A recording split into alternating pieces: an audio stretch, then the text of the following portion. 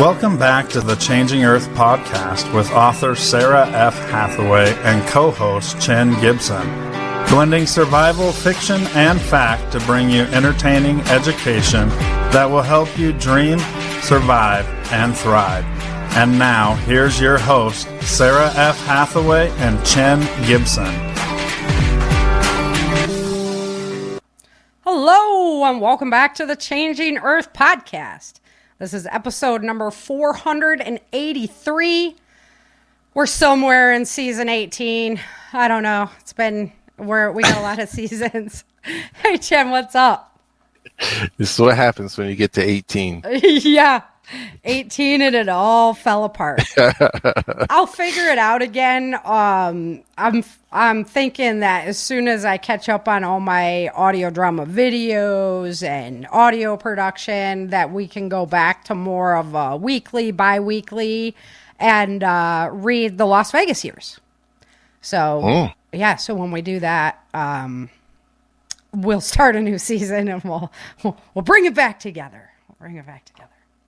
Oh, I can't because we take so long catching up pre-show all the time. It's true. We do. We do take a long time. We try, Today I was literally in the scramble.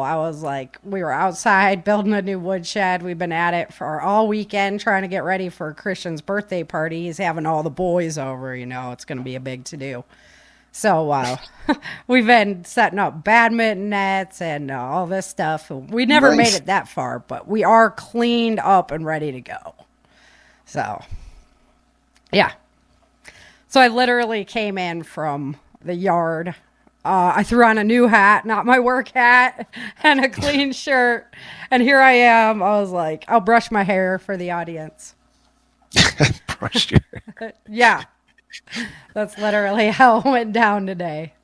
So welcome everybody who's out there viewing live. Happy to have you with us. I got my new webcam, so I don't have to sit right on the top of my computer, so you can see a little bit more of me, I guess, and my wall. You don't have to look at my office clutter. So, and then Chin's got his hat there. So. Yeah. You lost my hat all the time now. You lost my Duckman graphic. I did. I honestly did. I don't know where he went. Sorry. I've got him stored somewhere. I'll send him back over to you.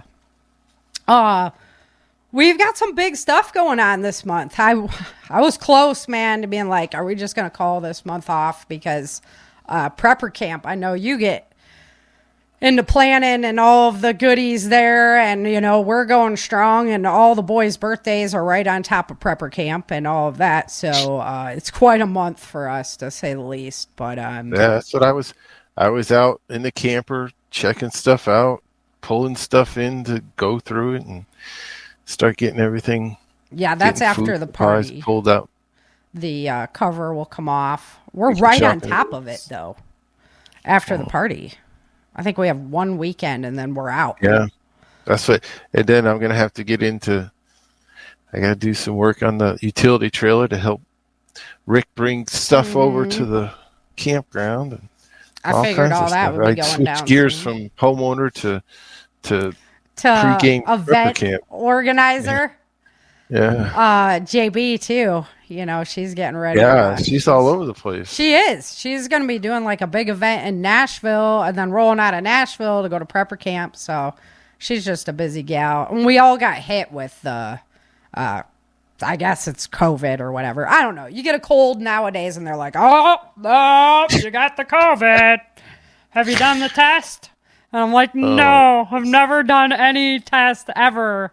Sorry, but I'm not buying what you're selling. So, right. Did you hear Dave's rant? No. Dave put out a rant about the vaccine and everything. It was pretty funny. Yes, Dave, represent. No, so we've been really sick though. I've been so sick. So if I am coughing more than normal or whatever, forgive me. But yeah, it was really bad. Fevers and just mad chills. I still have an earache and. We've had sinuses and allergies, and they've had pollen alerts. Oh yeah, on the phone and the weather apps. Yeah, Like, that's crazy. Yeah, Brock's got the allergies on top of whatever we got, and so it's just been a nightmare. But kids go back to school, and life has to go on. You just got to nut up, and that's what we've been trying to do. So, let's see what else we got going. The audio drama. We are into season 3 now. The videos are really cool, and I've been putting in some like educational videos as well, because me, I'm always trying to teach through my fiction. So I was like, learning moment. Let's go ahead and put some in.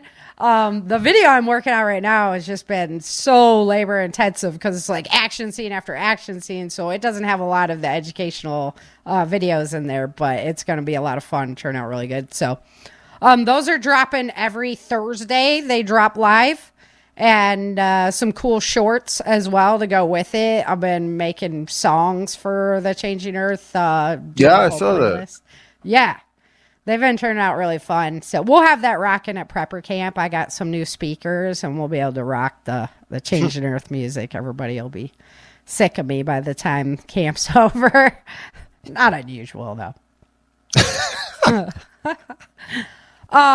Las Vegas Years on Amazon. Go get it. You can also get signed copies if you go to my website and buy one there.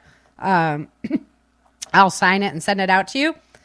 If you're coming out to Prepper Camp, I'm going to have some great deals on books out there. The new ones, pretty much standard price, but I've got some old ones still hanging out. I got my bargain bin. They're collector editions there. They're not old ones. Yeah. What do you call it? Like original covers? What's the term for it? Yeah, see, I told you I'm going to be coughing today. Nice. I'll do my best to work through. I got my water right here. But it's inevitable. This has been really bad. So Las Vegas Years, go get it. My mom's read it. She, if it's mom approved, she's like my worst critic. I'm not kidding. She'll be like, oh, well, I think the chapters were a little short. I'm like, oh yeah? Where's your book? Like, yeah. So no, she liked it. So mom, it's longer than your chapter, Ma. Yeah, right. I haven't seen any of those. How many series do you got out? Yeah. It's now an 11-book series, so I'm at an odd number. I swore I was going to stop writing then, but now I'm at an odd number. It's like the graphics don't look right. I don't know. We'll see what happens. You never know. You know how much time I have on my hands? I could sure I could pop something else out, like real quick. Prepper Camp. Obviously, a huge topic. I'm not even sure. Are they sold out now? I'm not even sure. I'm not sure if they're sold out or not, but I got an email that with the 15th, it's the last day of tickets. So if they're not sold out already, get them because they're going to be shut down anyway. So yeah, and it's going to be a really great crew out there. Monday when we're recording. We only have a couple of holes in like the PBN crew, as far as that goes, of folks who can't make it this year. Doug's got to go to a wedding, so bummer. Have to throw him in the pond. Make up any excuse. I know, right? Whatever. A wedding. That's important. Prepper Camp is much more important. And then my personal big news is I started another martial arts form. I saw. Yeah. I started training Krav Maga. I'm sure I say it wrong. Everybody says, that's not how you say it. I'm like, I don't care. I'm from Michigan. You're going to have to put another wing on the house to store all your belts. I really love training Krav. MMA and Krav. MMA still has a little bit of the sport aspect of things going. Yeah. So, like, you can't do that because it's part of the sport. But Krav has really, it's like, take all of your martial arts and combine them together. And then do that also with weapon systems and knives. And it's It's more like street fight. It's isn't it? very much more like street fight, self-defense. Yeah. After, man, I've been training now. Coach Trey is, it's Agoge, Agoge. The school's out of Houston. Bingo was his name. Yeah, right. Phenomenal instructors. Phenomenal. Are you going lineage. to different whatever gyms or what do they call it, or is it all at the same place with different instructors? Well, I train MMA at one gym and with an instructor, and then I train Krav at another gym with another instructor. So yeah, I just bounce back and forth. My MMA instructor, he started a job. They're increasing security around churches and things like that much more. Yeah, right. So he got a job with a private defense contracting company. And so he's been involved in that a lot more. So, it's more hit and miss over there where Krav, is real steady. Also, the Krav, the way the instructor teaches is very much for anybody. So I'm really advanced, obviously, in martial arts and whatnot. And I'm getting just as much out of classes as people who aren't. Mm-hmm. And also on the physical level, like my instructor Ro at MMA, he will toast you. I mean, you just feel like you want to throw up after every class. It's not even funny. Like Brock would just keel over in that class. But at Krav, it's to the level that, you can really perform, you can get stronger. You don't have to be as in shape to get started, in other words, right? Mm-hmm.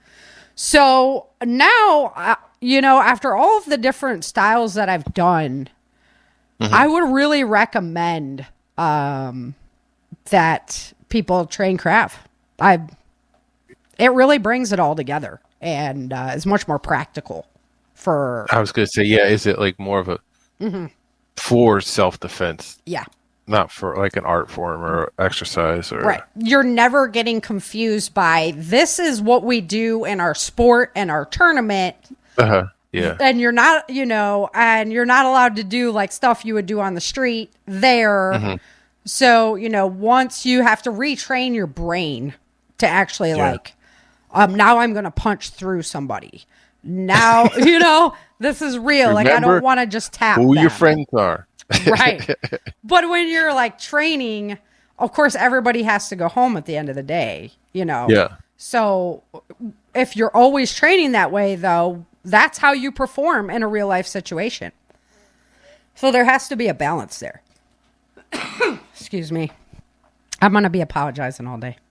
So yeah, started training Krav, having a blast with it. Great community, great people. So I would recommend that school and a Krav school in your area. They're everywhere. And I would recommend that style a lot. It combines the jiu-jitsu and the stand-up as well. So, and then come to find out when you're training jiu-jitsu, like 90% of what you do in jiu-jitsu is a felony if you do that on the street. Huh? Yeah. Like 90% of the moves that you learn in jiu-jitsu, if you do that to somebody in self-defense on the street, it's a felony. That's crazy. Yeah. So I was like, jiu-jitsu is not really the answer. Plus, going to the ground's not always the best idea, especially if it's like a mob of people, right?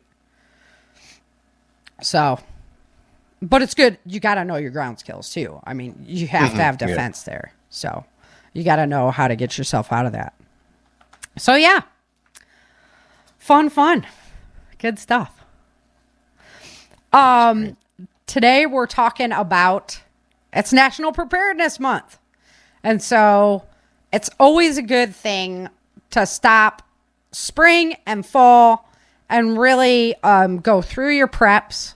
Although I haven't even bought my list from the spring cleanup. So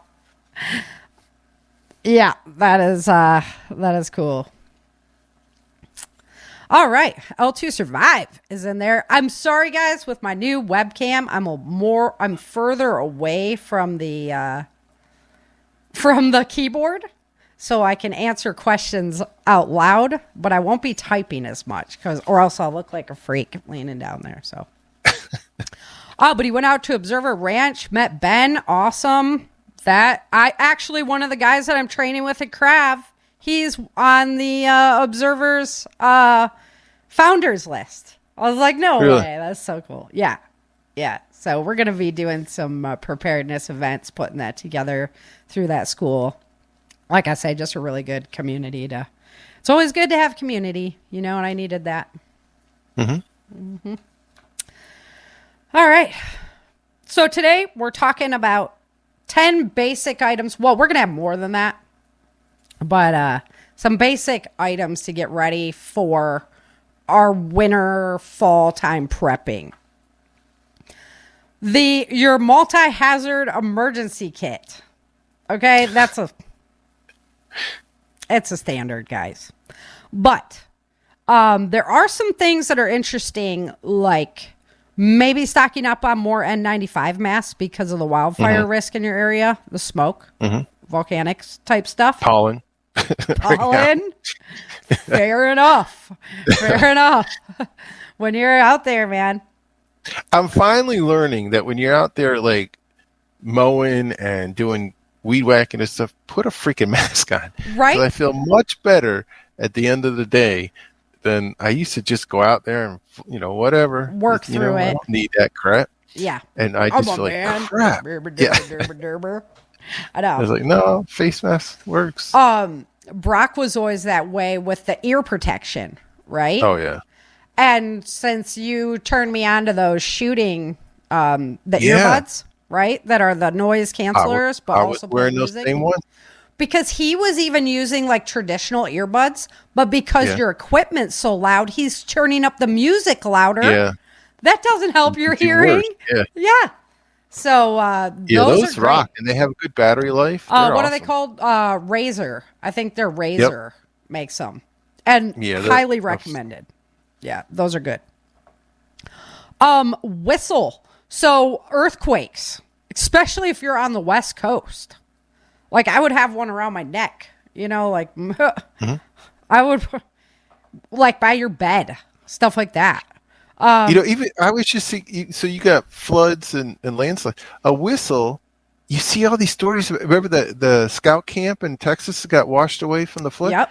If those kids had a whistle with them, blowing a whistle up in the tree. Exactly. And I bring all those little ones to prepper camp.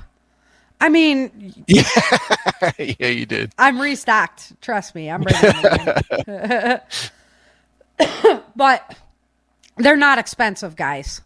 And you can buy ones that make a lot of noise and aren't a big deal to carry around. Go to like the boating section of any sporting goods store, and they have those orange ones that are really loud for like boating emergencies. Yeah, and these ones are like tiny. They're just small. Yeah, the ones you have. Super they're good tiny. keychain ones. Exactly, or to wear around your neck. Have next to the bed. Yep. After all these stories of these people that are just trapped in the debris and, waiting for somebody to help them. If you had a whistle, you could just literally on that thing, I would be. Yeah. So, also, life vests is not something that we normally think about. Great idea to have on hand, especially if you're in any kind of an area that you think might have flooding. You should definitely have one on. And you know what else in that same mantra is a helmet.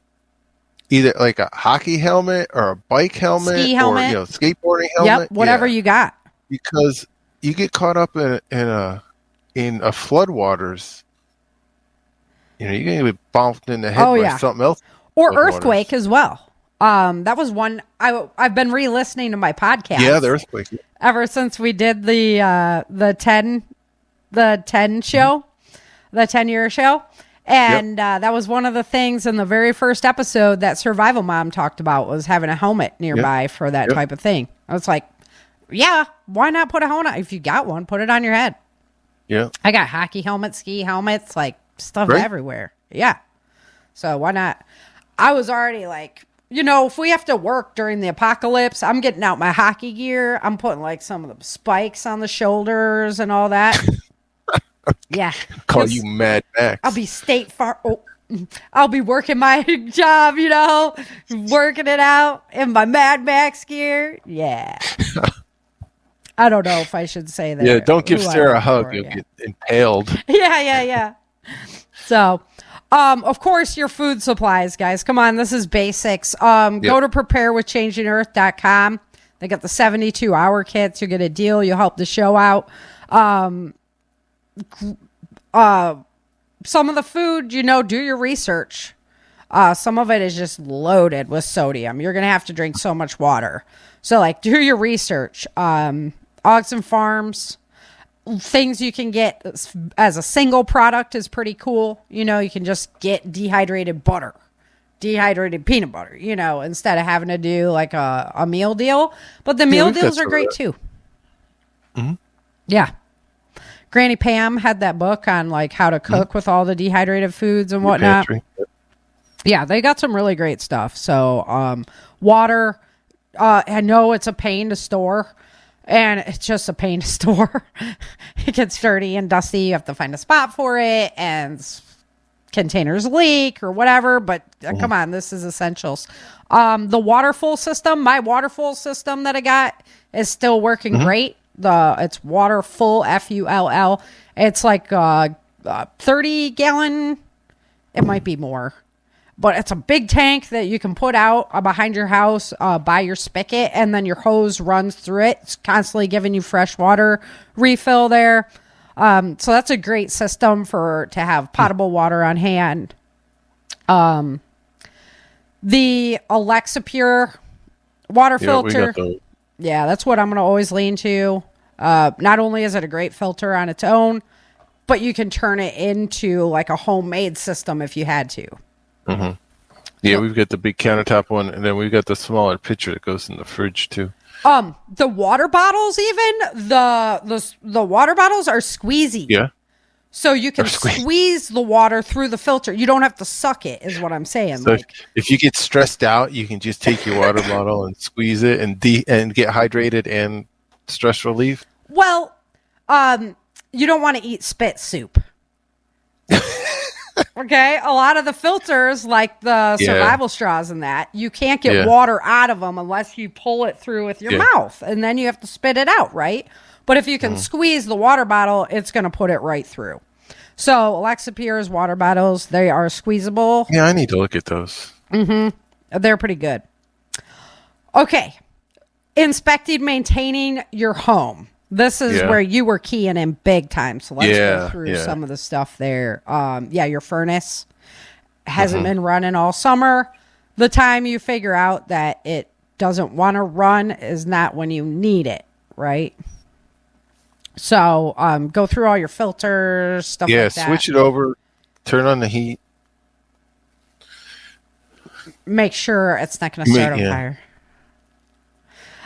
Firewood, having firewood stocked, always good. Goodness. That's what we were doing today, was building the woodshed, because 'tis the season. It's funny, a couple years ago, some guy that does like tree removal and stuff, he like gave me a trailer full of logs. Oh yeah. And he keeps asking me, "Do you need some more? Do you need some more?" I'm like, "Dude, I have so many down trees on my property right now." From Helene. Yeah. So you do want to wait, like at least one season. Yeah. Because we were burning way too much greenwood one time. Yeah. And we had a double-walled chimney, the double wall on it. Yep. And it was still weeping down the inside, like whatever it was giving off, right? It was still weeping down the inside. Crease, yes, thank you. So that's when we learned our lesson, you need seasoned wood. We didn't have an option. We needed to stay warm, and that was it. That's all we had, and we didn't have money for anything else. So that's just how it goes, right? But we did learn our lesson that time to Let's prioritize trees and figure out during this time of the year, well, it's coming into fall, kind of nice, but we're not desperate for it. Figure out what trees we're using and get that ready to roll instead of having to go out on the side of the mountainside in pouring rain and the freezing cold and try and get wood, right? Yeah. Just be ready ahead of time. It's going to go a long way.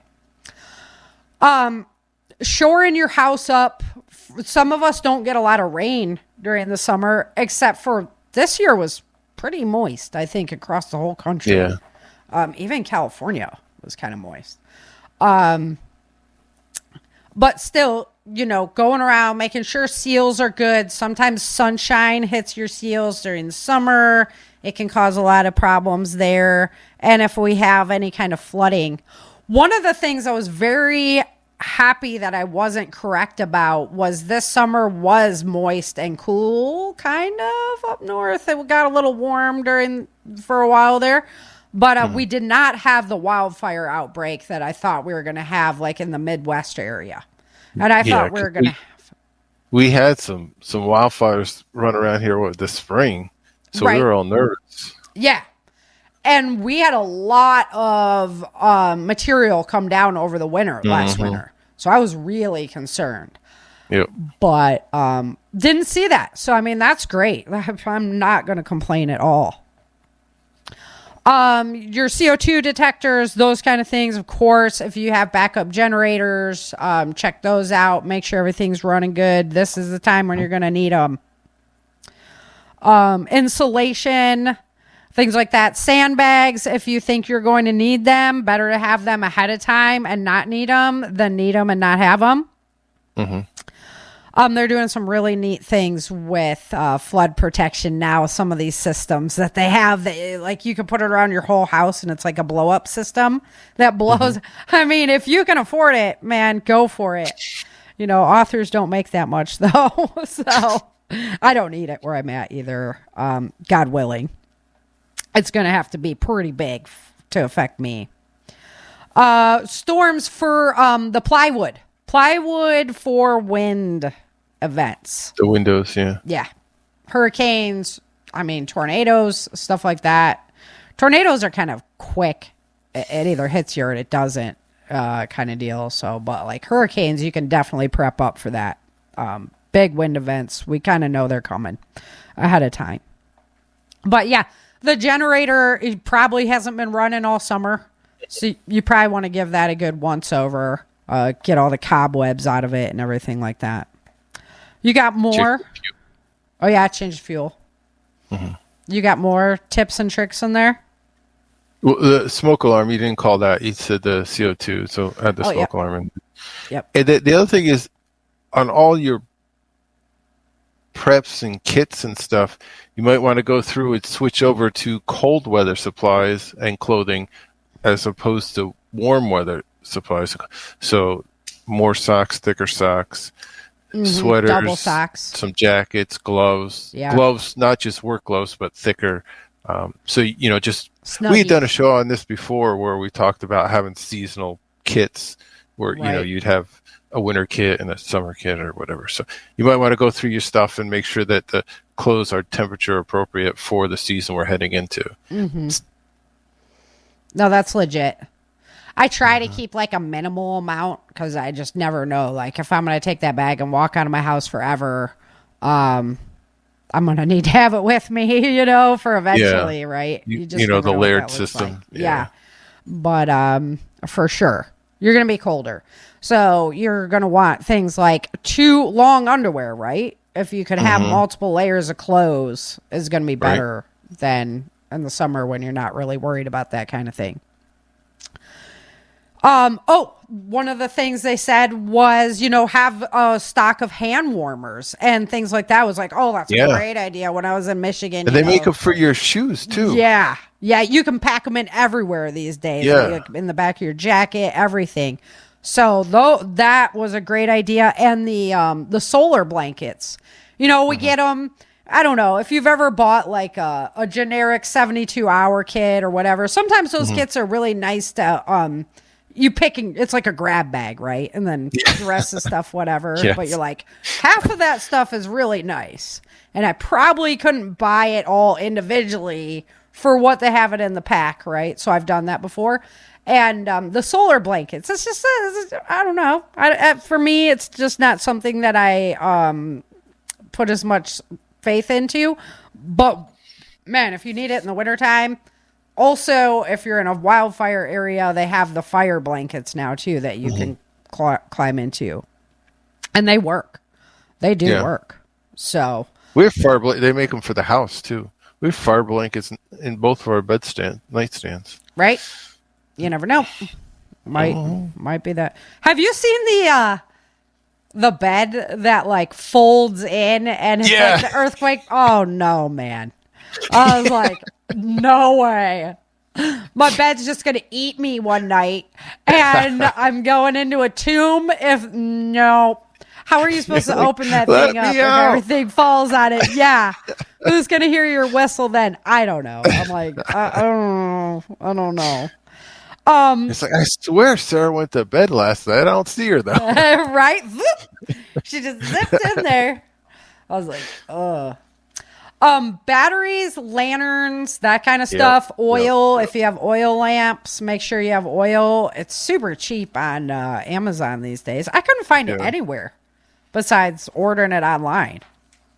Really? Lamp oil? Yeah. And we've got a lot of lamps. We got a lot of lamps. But, maybe like those Tractor Supply kind of places. I've seen it someplace. Yeah. I was like, this is crazy. They should have it more, but I guess people are getting away from it. And if it's not everybody's doing the solar and battery powered lamps, so they're getting away from the the crank ones. The crank ones are cool. That's crap. I had one I liked. I don't have kids, it was so like I have to crank it myself. That's why. If you wanted to keep it going, good grip strength. I'm working on that right now. So one of the other things I was talking about was for your vehicle, and I knew Chin would love this one. Oh man. So your vehicle is really important. You know, this is a time of year when a lot of batteries go dead, cracks that you haven't got fixed in your windshield start to crawl because of the hot, cold. Antifreeze. I've had lots of trucks where we were burning antifreeze so much we had them just loaded with water instead of antifreeze, and then I would go up into Tahoe. I froze my whole engine block one time. Yeah. Mm-hmm. Would you blow the head gasket or something? Or no, it blew out the plugs. There's like little plugs in there to protect it from getting seriously damaged if it were to freeze. So I think they're called freeze plugs. Huh. I don't know. I'm not the engine gal. Yeah. I know basics. I taught myself basics so I wouldn't be a retard when I walked into. Oh, sorry if but when I walked into an auto place or whatever. Yeah, you didn't want to get swindled. Yeah, because here comes a female. No, you know what I did? I changed the terminals on my the battery wires, the cables on my tractor. Oh my gosh, that thing starts like this now. Ran way better. Yeah, one of the terminals was cracked, and I didn't know it. And I couldn't get it off because I thought I had bad battery, so I couldn't get it off. So when I had to cut it off, and I had to get new terminals to put on the end of the cables. But what an easy new terminals fix. Made such a big difference. Yeah, and what an easy fix. And a lot of people don't ever think about that. I know we don't. We've been working tractors for a long time. And it starts, the diesel tractors are tough to start sometimes, but it starts so much better now. Yeah. Good call. Chains, stuff like that. Some states allow it, some states don't. But you know what? If you're stuck or you need to get out of a tight spot, put those damn things on and worry about it later. Yeah. Sometimes it's better to ask for forgiveness than permission. Yeah.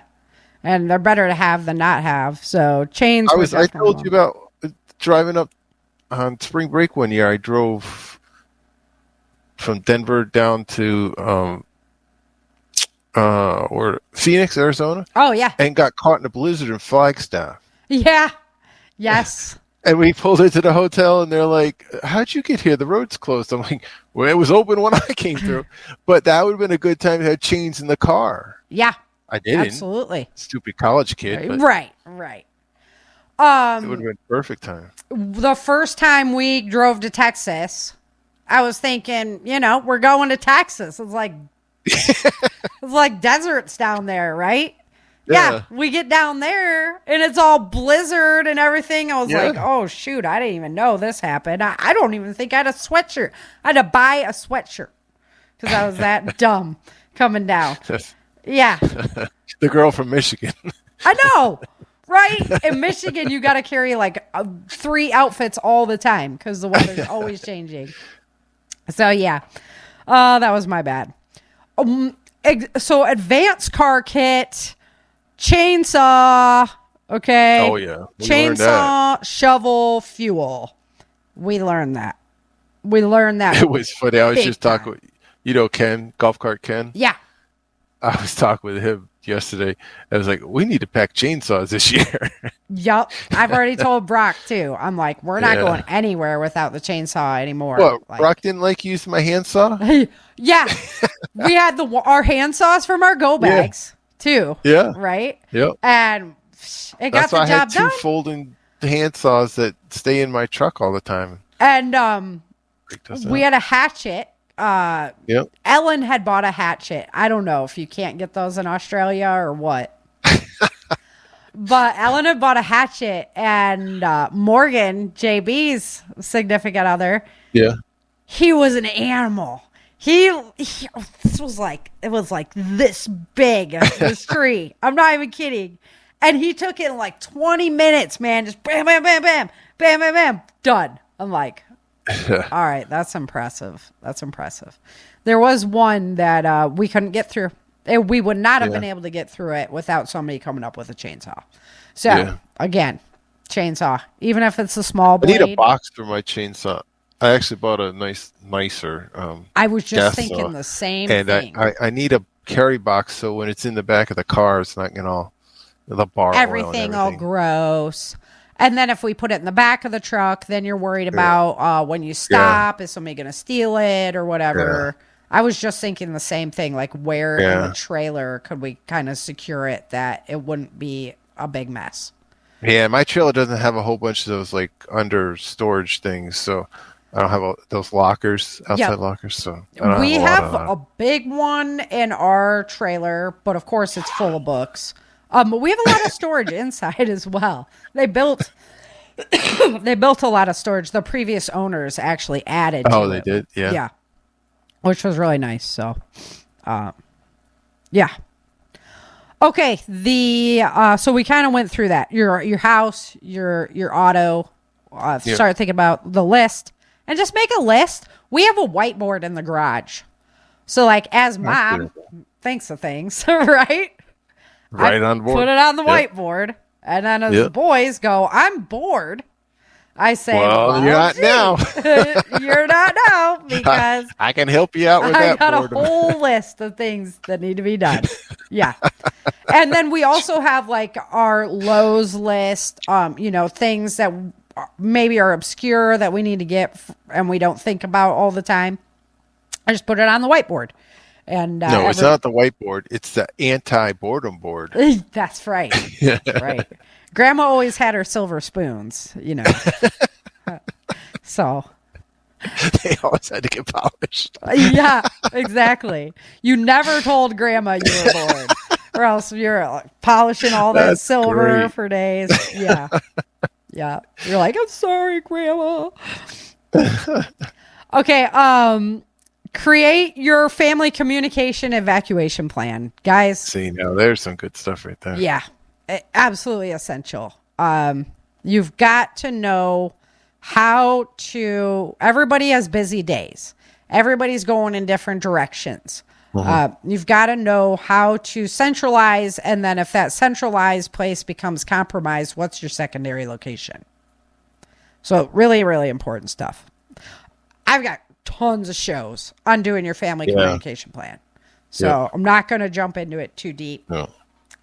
There's even really good info from like FEMA and stuff like that. I mean, if you want to FEMA really has some decent lists and stuff. They do. Yeah. I mean, it's not rocket science here. I mean, it's not, I like to use the FEMA sites when I'm dealing with people that aren't like totally in line. Kind of in the know. Because it's like, here's the government site, and they kind of take it easier. It's easier for them to digest than me sending them to whatever prepper camp site, whatever. And here's 8 other like obscure locations for you to go check out. Yeah. Here, read this novel about a girl stuck in a wine cellar. Yeah. Hey, my first book is a great intro book. A lot of people have been like, holy crumb, I never even thought about that. I should probably have some basics on hand. Like, probably. Yeah. Rifle through everybody's purses to get the lighter and the the smokes. Okay. Research and monitor local and global hazards. So guys, you got to have NOAA radio. That is just the tip of the iceberg. Hit chin up. He will immerse you in communication. You don't have to have a license to buy a ham radio or one of these other scanner and listen. You can listen all you want. You don't need a license to go to Amazon and order that crap or go into a store and buy it. Also, for like how bad it is, watch what's the Waffle House? Waffle Houses will not close unless it's like really bad. Yeah. And if for like national events, if you watch the amount of pizzas ordered in DC. Oh, you saw that? I did. Yeah. That's some crazy stuff right there. I'm like, man, you need to quit ordering pizzas. Like, and they went to all the different pizza places. It wasn't just like one pizza place. You could see the spike in all the pizza places around town. Especially Domino's, though. That was Domino's. Yeah, their stuffed crust. Oh man, get out of town. All right. I'm not endorsed by Domino's in any way. I don't even really like pizza that much. I love pizza. Your important documents. I can't say this enough. Like, they need to be... I could literally go to my file cabinet right now and grab my folder for you and pull it out and be like, here's my important documents. They got to be in one spot. It's got to be easy to grab. That is the last thing you want to be thinking about when you're worried about losing your house or your family or anything like that is, oh my gosh, I have to find my birth certificate. What? My marriage license, the titles for my vehicles. What's my insurance information? Some people don't even know like who their agent is, that kind of thing. Right? Policy numbers. I know. I deal with them all the time. So, it's really important that you have your just at least your old documents. Like, obviously your birth certificate's not going to go bad. Your passport, I think has an expiration date on it. Yeah, it does. But it's still a form of ID. Exactly. Even if it's expired, it would still suffice. Yeah. Your marriage certificate's never going to go out. The title for your vehicles. They are such, you're going to have to pay the DMV or whatever, all this money just to get a new title. Oh, is it stolen? Blah, blah, blah. When you could just grab it and go. So, of course, I'm going to harp on that a little bit. And then staying informed. The other key piece, guys, you cannot carry a go bag.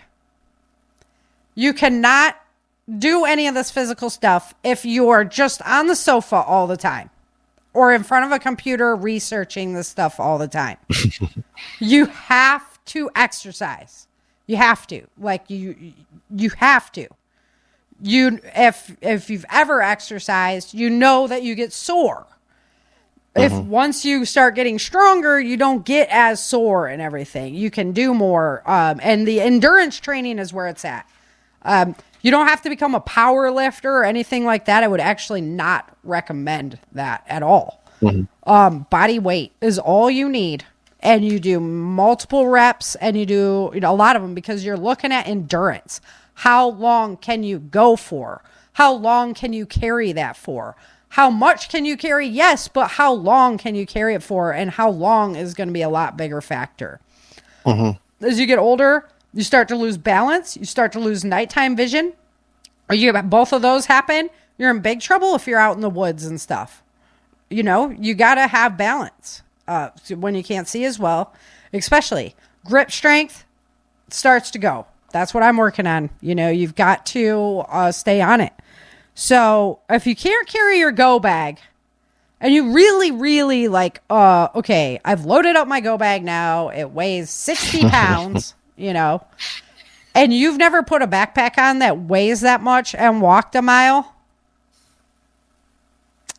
That's going to be one heck of a learning curve. So you've got to exercise in some form. It just has to be done. Everybody type. I don't care what's going on. Long-term illness or whatever. I get it. Ask your doctor. Make sure it's safe, whatever. But if you can't do exercise today, your chances of surviving tomorrow are probably not as great. And unfortunately, that's the curve we've got. Self-defense training. Absolutely essential. So essential right now. There's so much going on. And you just don't know when these types of events are going to affect you. The amount of adrenaline that hits you when you're in a self-defense situation is going to give you that fight, flight, or freeze. I watched a video just the other day of a woman that turned and ran. The guy grabbed her by her hair and drug her across the whole parking lot. You can get scalped from that kind of stuff. You can't turn and run. I mean, unless you're a sprinter, unless you've been running a lot lately. You know, it's just not a smart move. And you can't freeze because then you're done. You're in a secondary location. You have to fight. And you have to know how to do that. You have to know effective skills that are going to defeat your opponent. And most of the time, anybody who trains a fighting style, those are not the people out taking advantage of other people because you learn to respect with that skill. Right. So the good news is most of the time they don't have the skills to defend you as long as you know defense. And as soon as they see that you're able to do that, typically they're going to back off and be like, I don't want to play with this hornet's nest. Right? There's other easier targets out there. So I'm going to harp it forever. Man, I don't want to see anybody in PBN community or in the Changing Earth community get taken advantage of for a second. I don't want to see anybody become a victim. There's no need for it. You got to learn to fight. You just have to. I don't care how girly girl, how young, how old. We've got a lady in our Krav class who's 65 years old just starting.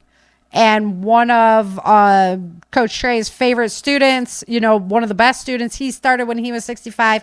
He's 75 now, and he's like as fit as a teenager and would rip your head off. There's also like a lot of really great skills that you can learn to do as somebody who doesn't have as much strength or things like that. The thing is, you got to get involved. You got to get out there, and you got to start learning them because the threats are real today in this world. And from what I've seen, only in our country, right? Yeah, and only getting more prevalent. Yeah, you can carry a gun, great, and yeah, you can shoot somebody, okay, but the repercussions that happen within our law after that incident happens, your life is never going to be the same. The other problem is Guaranteed. There's so many gun-free zones. Right. So many gun-free zones. Yeah. Where you can't always carry in and out of certain areas. Yep. So, you know, even with self-defense, like I say, jiu-jitsu, like 90% of what you learn in jiu-jitsu is actually a felony, which is crazy. So there's ways of properly defending yourself as well, but you've got to have the strength. You've got to be in shape, and you have to just know what to do. You have to just have those skills, and it takes time. This isn't something that you can push a magic button and be like, oh, information assimilated. I'm ready to go. It doesn't work. There's not a version of AI for self-defense. No. No, I don't know. Maybe Grok's teaching it nowadays. The Grok AI defense class. But yeah, it's really, really, really essential right now. Very important. Also, tactical training. So yeah, everybody thinks firearm, right? That's the first thing you're thinking about. But this builds operational skills for if you have to evacuate, right? How to move as a team, how to work together, how to stay fluid, navigational skills. What if your GPS is not working? You know, we're talking about solar events and things like that that could take it out. What if your GPS is not working? Do you know how to read a compass, right? So do you know how to administer first aid under stress? You know what? There's a big plume of smoke across the valley from my house on the opposite ridge. So I called the non-emergency fire department line. I said, hey, did anybody call this in, or did anybody? And they said, can you give me some landmarks? So I gave them a compass reading. I said, well, from my address, it's this bearing. They didn't know what to do with it? I used the compass right there. Did they know what to do with it? Yeah, and they actually had a that's cool. The forest whatever guy came over. Very cool. Went there, found it, went there, and just made sure it was okay. And these are lost skills. Like, a lot of people don't even know how to read a map anymore. Forestry department. Yeah. Yeah. So, I mean, it's really important.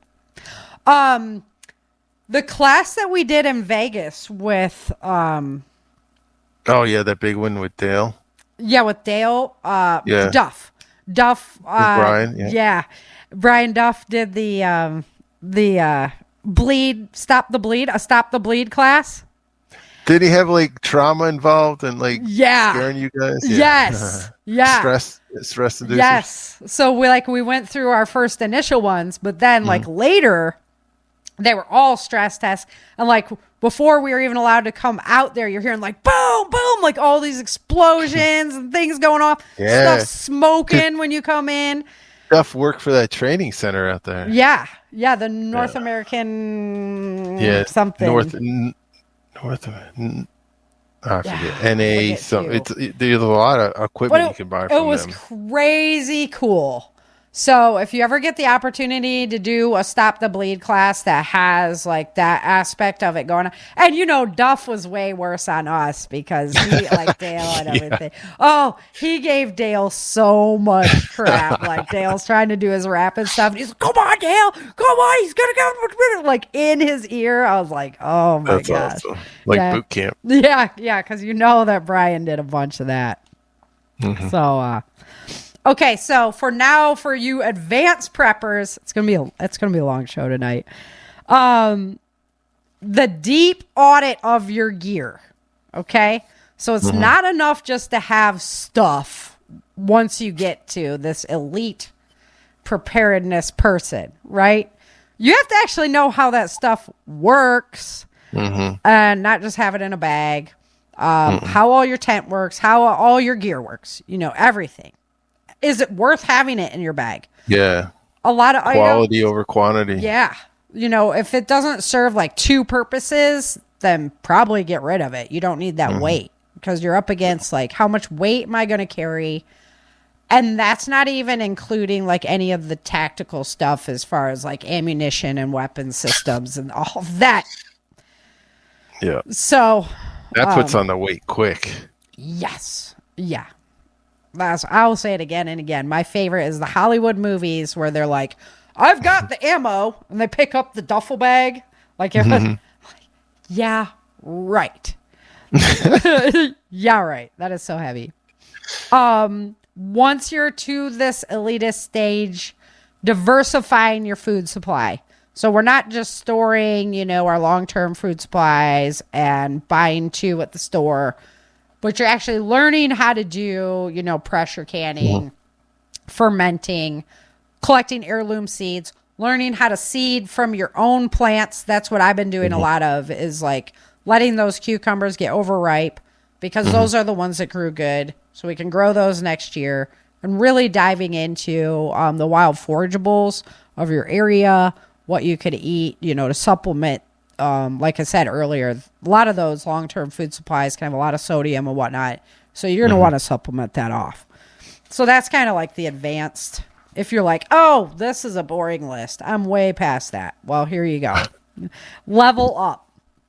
We've always got more.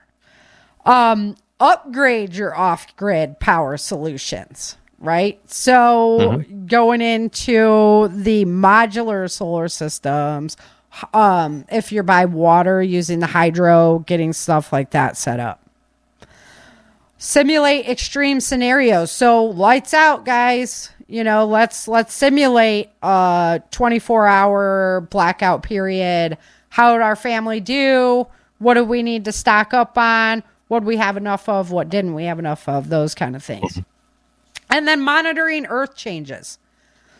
It's kind of, I don't think it's talked about enough in media and whatnot of what's going on our planet right now. We're definitely going through the polar shift. It's definitely affecting the magnetic shielding of our planet and just our planet's ability. I mean, we're just in it's going to be an exciting time to be alive, no matter how you want to look at that. So staying on top of that. Social, I don't know how much, I always think, like, if you were on a beach in the middle of Tahiti, would you care about what's going on? Now, you got to care about what's going on because it's going to affect you, right?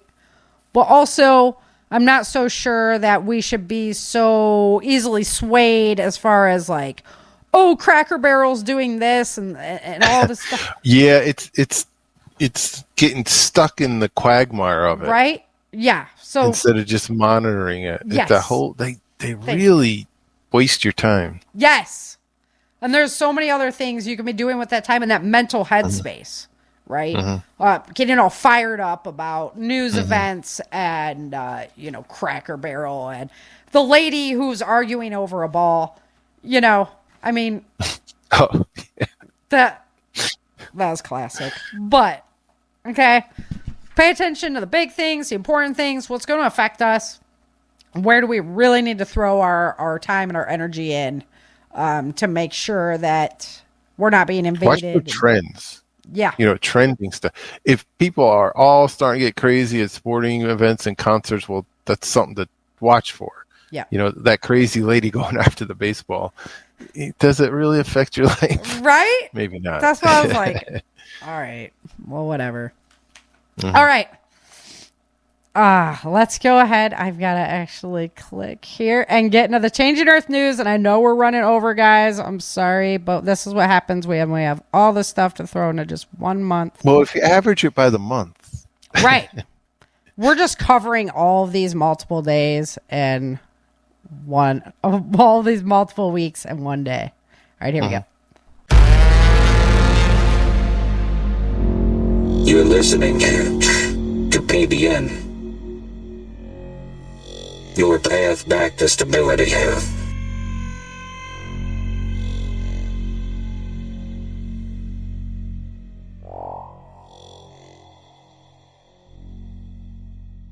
I'm quite concerned about what's coming next.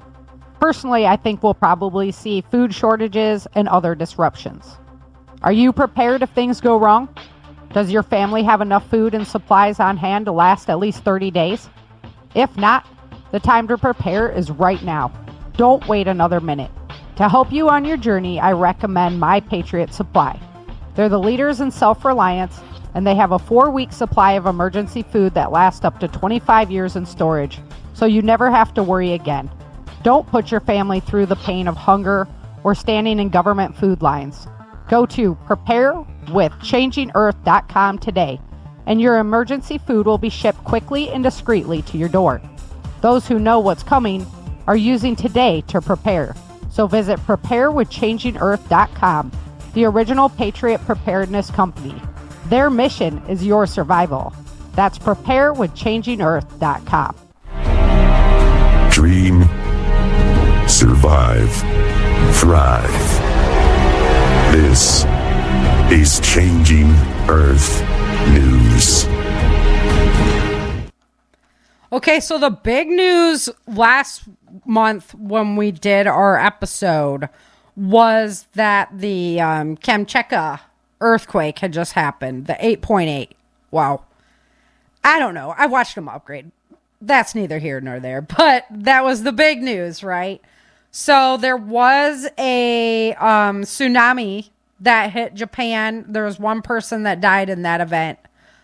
2 million people were evacuated because they were really, really scared. It was going to be a much bigger event than that. 500,000 people in northern Russia were evacuated. I didn't realize there was that many people living on the Kamchatka Peninsula. You know, I was thinking like Siberia, right? Like, I don't know how many people are living over there, but I guess there's a bunch. Injuries, you know, some basics. It wasn't really a big event. Not like as huge as what they were really, really concerned about. So, but then I'm going to just slaughter this name just so you know. Kurishnenikov erupted the 3rd to the 5th. That one has been dormant for 600 years. Just 600, not 1,000. Had another 8-pointer there. Big ash plumes. So that was pretty exciting. We don't normally see that. Wait till you see the volcano numbers. Crazy times we're in. It's nutso. 4th to 5th, there was flash flooding in India. It was the Uttar. Now you guys get to watch me struggle with these. Uttarakhand area of there. And they had 11 deaths from this event. So over a dozen people missing. Big flooding event. These are just happening more and more across our planet. So that's why we really, really need to stay flooding prepped. It damaged mostly subsistence farmlands. Not a lot of livestock was destroyed or anything like that. It was a lot of urban flooding. So again, it was people that were affected. Hundreds of people were displaced by this event. On August 9th, hailstorms hit central United States. 12 states were affected by this, 943 cities. The hail was less than an inch big, so we like to see that. But it did do some significant crop damage to corn, soybeans, and wheat. Hopefully, because man, it's like harvest time right about now for these crops. So hopefully it wasn't too bad, but it was 5,000 acres of farmland affected. Livestock not as affected as bad as the actual farmland and all that. August 11th, there was a 6.1 earthquake that hit Western Turkey. This was kind of the precursor to what's been going on over there in Afghanistan. It was felt 200 miles away. Unfortunately, one person did lose their life in that event. It was an 81-year-old who died in a collapsed building. There was 29 injuries, and about 1,100 search and rescue missions were conducted during that event. No real impact to crops or livestock. Then on August 14th to 16th, there was more flooding in Pakistan. These are the monsoonal rains that are coming through there. There was a big landslide that happened over there as well. But about 4,000 homes were damaged. 674 schools were damaged. So this is some major infrastructure damage that went on over there. 344 deaths. So this is, they get monsoons every year. I'm going to say if you're losing this much of your infrastructure, homes, lives, this is some unusual eventing going on. 209 people missing. Over 1,000 people were injured and thousands of people were displaced.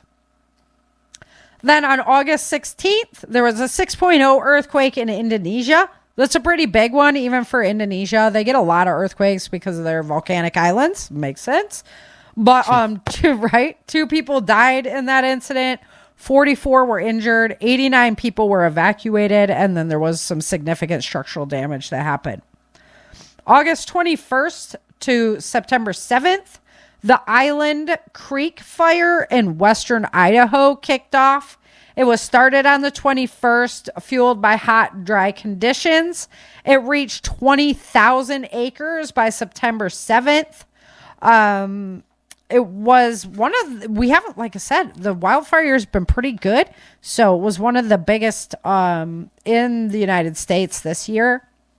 No impact on lives, though. 500 residents were evacuated. 1,000 acres of like rangeland, just for cattle and whatnot, was impacted. But the livestock were okay. Everybody was good. So, I mean, as far as big fires goes, it's a pretty good scenario.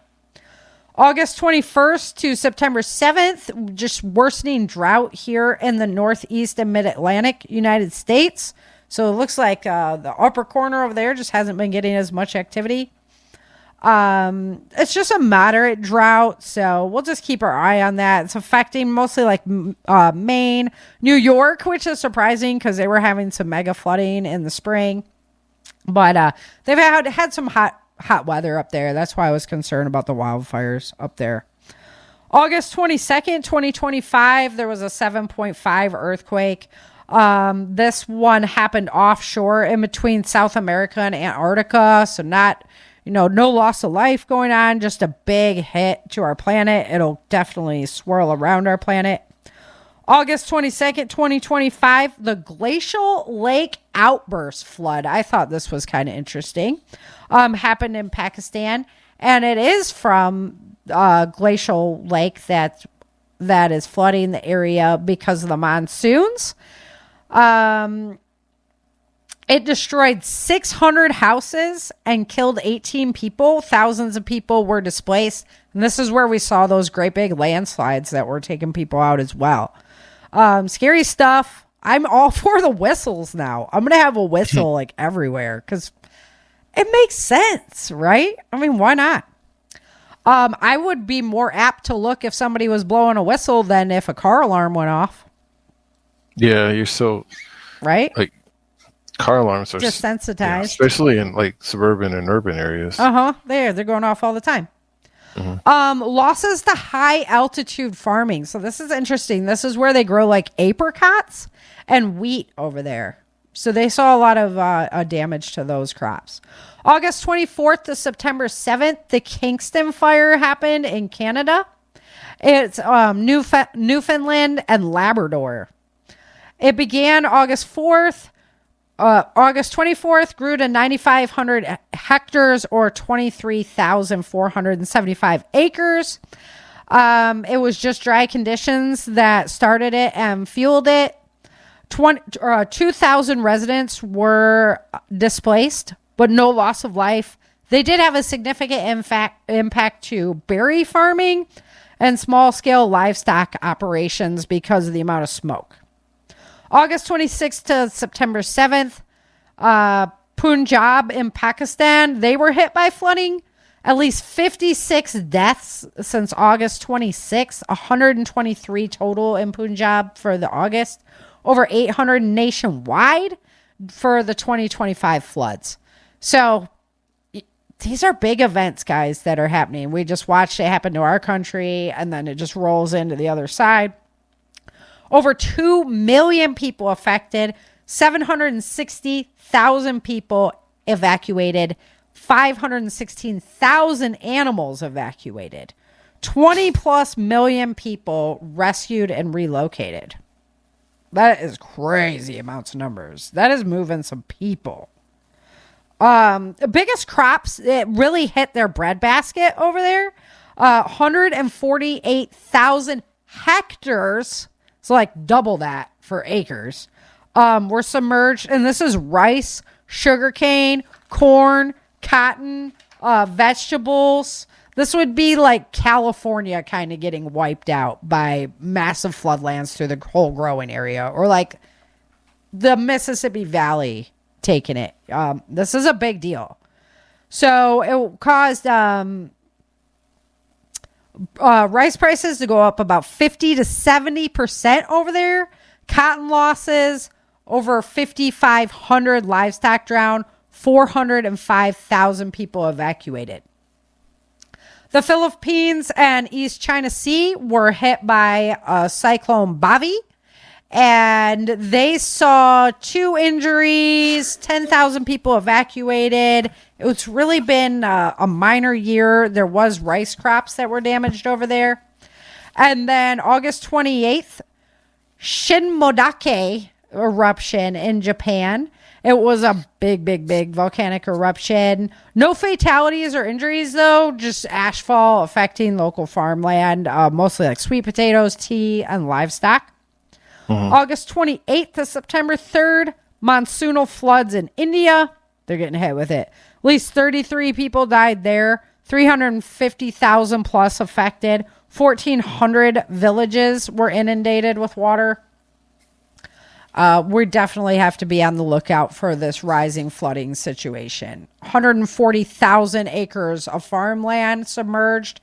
These are paddy crops, so like rice, things like that. They probably do a fair amount of shrimp farming over there, I'd assume, as well. Indonesia, volcano eruption, minor ashfall, no fatalities. That happened on August 29th. August 31st was that 6.0 in Afghanistan. I don't know if you guys heard about that, but at least over 1,100 people dead in that event. They have a lot of those patty cake buildings that don't do well. And that was a very shallow earthquake, so it was felt really, really far away. 2,938 injuries due to that event. 12,000 people affected or displaced. So it's a lot of deaths for actually the few amount of people it's affecting, right? We have some that affect hundreds of thousands, and we don't see that many deaths. So that's a tragic event right there.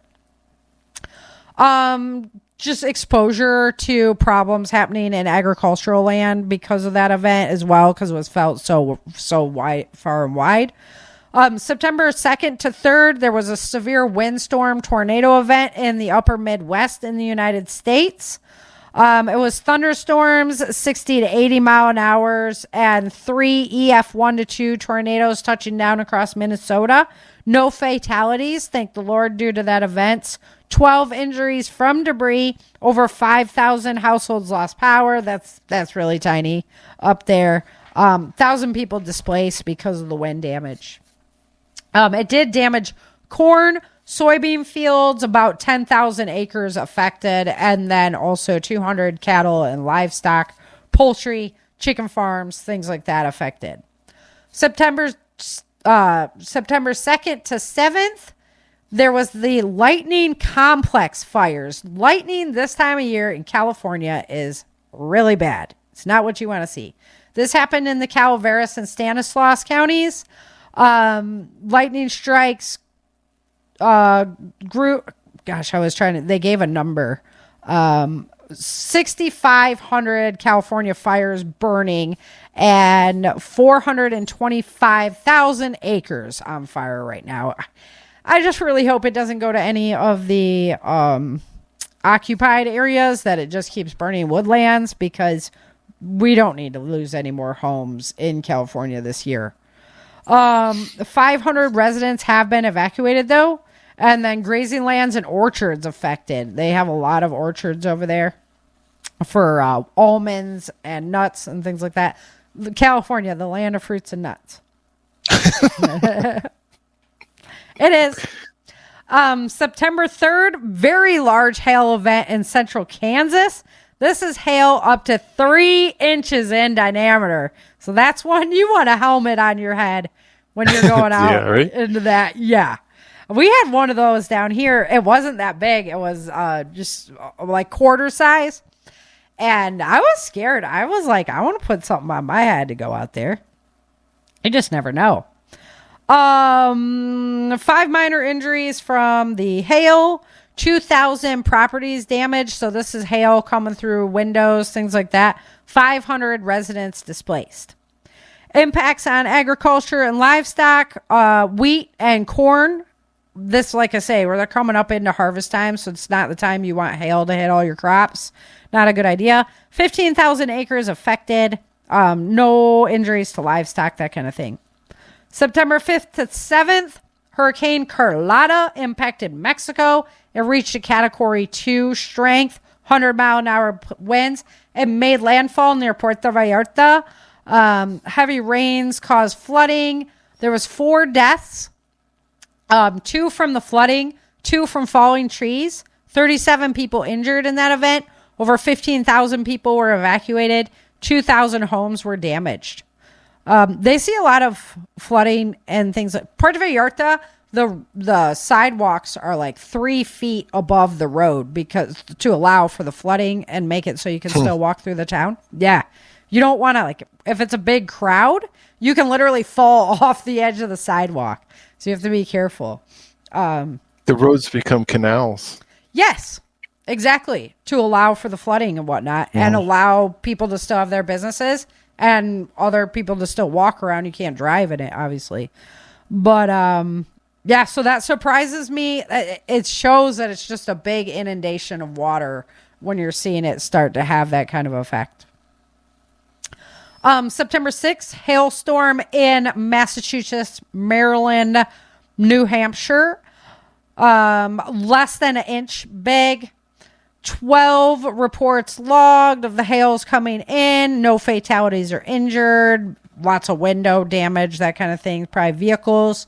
Again, harvest season. So we're talking corn, apples, vegetables affected.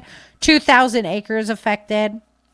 Early snow event happened, which is crazy. Northern Rockies gets hit with snow. And this was up in Idaho. And we were talking about at the beginning of August, the fires that were up there. And now they're having snow up there. So that's kind of nice. Hopefully they get some more precipitation coming down. Then on September 7th, there was a 4.9 earthquake. This was in northwest Turkey. It occurred late September 7th. Depths unspecified. This is really kind of breaking news on that one. I do have to tell you that usually I research the earthquakes that are 4.0 or bigger. There were so many, I had to increase it up to a 5.0 or bigger because there was that many that happened. So that's a little crazy. We had a total of 20,608 earthquakes that were 2.0 or bigger in the month of August. That's up from 20,530 in July. So not a big uptick there, only like 70 or so. But June was only 18,881. So you can see the overall trend is continuing to uptick. And that is definitely the same with our volcano numbers. Guys, I can't tell you. I've been watching these numbers for so long, so many years. And it used to be like, wow, 27, 27 on the list. That is just incredible. 27 erupting. I can't believe it kind of thing. Then we're like 29, then went to 30. We have one major eruption going on right now, Luatobi in Indonesia. 42 volcanoes erupting on our planet right now. 42. It's just crazy. I've just watched it for so long. I've just never seen that amount, that uptick ever. So, I'm blown away. Not only that, but back that up like, okay, so maybe all of them that were just in like the lower levels before, just up there. No, 42 erupting, 42 showing minor activity right now. Campi Flagray is still on the list. Pele is still on the list. Campi Flagray is a supervolcano that's over in Italy. Pele is a volcano that's down in South America. I watched Pele because the Edgar Cayce prophecy, he said like when Vesuvius and Pele are erupting at the same time, Nevada better watch out. So I always keep like, that's always in the back of my mind as I'm looking at things. Campi Flagray, though, super volcano. It's been making more noise. It has calmed down again recently, but that is the one that you don't want to see erupt. That's like a Yellowstone with no natural venting going on. So we don't want to see that. There's also 23 volcanoes showing unrest right now.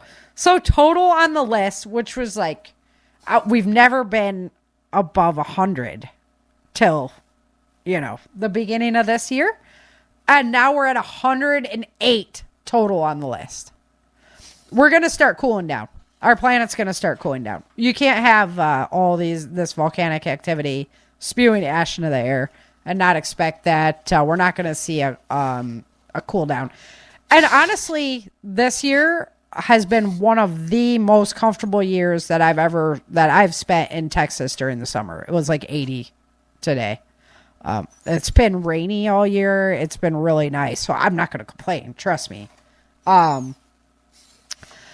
But that's some interesting stuff going on with our planet. I think it's still worth keeping an eye on. I think that the west coast of the United States still should be on pretty high alert as far as seeing volcanic activity over there, seeing more earthquake activity over there. There's been such a large amount of severe movement and volcanic activity on the Ring of Fire that comes around to the United States and really just stops. And yeah, you get like little tremors and stuff. They had a little tremor in LA, but we're not talking 6 points. We're not talking the big ones like we're seeing in other areas of the Ring of Fire. That energy has to go somewhere. And what I'm most afraid of is that it's just locking up. And then when it does finally go, it's going to be pretty severe. So I would definitely still be on high alert if I was on the West Coast right now until I saw at least a couple of, good 5.0s, something like that, that really shows that the stress that is building in that area is being released, because it's definitely getting locked in there, which is our worst nightmare. So make sure you have your whistles. Make sure you're listening and you're preparing for all the earthquake activities. If you're anywhere around like Mount Rainier and Hood and God, what's the one that erupted in the 80s? I just had it on the tip of my tongue. Come on now. Oh, yeah. Out west? Yeah. Come on. Helen. Yeah. Is it Mount St. Helens. St. Helens? Yeah, Mount St. Helens. Yeah. I knew her when she was just, before she was. Yeah, before she was sainted. Yeah. So I would just be on high alert if I was up in those areas. Like I say, it's going to be a fun time. I would definitely, the backbone of your preparedness is you and your physical preparation of you. So get on it. Join some martial arts classes. I'll see you on the mat. I got a cool video actually that I did of all my martial arts training, so I'll have to share that sometime with everybody. We'll put it on the air or something. It's a couple minutes long. If everybody's interested in that, just let me know, guys. Alrighty. Well, that is the Changing Earth news and getting you ready for National Preparedness Month. Started out with a bang. Hope to see you all at Prepper Camp. I can't wait to see you at Prepper Camp, Chen. We're there. Yeah, we're going to be hanging. Brad Skismas, 5 times August. He's going to be back. There. I tried to get Joe Rogan to come out, but we'll see. I'm not putting my eggs in that basket, but that sure would be cool if he did. Oh, my goodness. Right? I was like, come on, Joe. Have you ever heard of Prepper Camp? Come on out. So yeah. And then if you guys are driving anywhere out of like the Texas area and that, I always like to caravan up, strength in numbers. It's easier to hang out or, stay safe along the way. So if you're driving out from this area, a lot of people fly. I just can't. I got all the books and everything, Mm-hmm. Too much gear. Yeah, that's your excuse. Yeah, I hate flying. I know. I hate flying. I'll probably be on a plane in November. Maybe. I'm going into LA for some stuff. So, yeah. But, yeah. All right, guys. Well, thank you so much for joining us live. Oh, Firewar Forge, come on. You're just coming in at the last second. Right. You know, the show's over, man. It's like Ferris Bueller's Day Off now. Right. It's over. Put the car in reverse. Get the mileage home. off. Yeah. Just go ahead and rewind. It was a good show.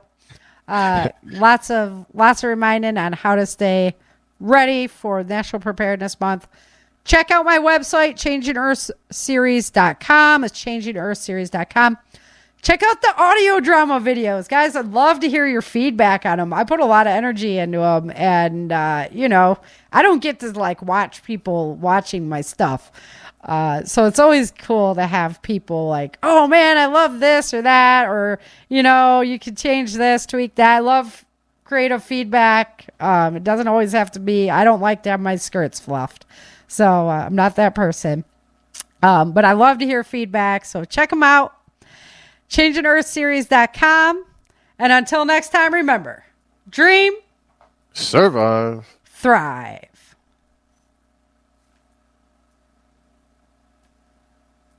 Thank you for listening to the Changing Earth podcast. Please take a moment to like, subscribe, and leave a comment or a review.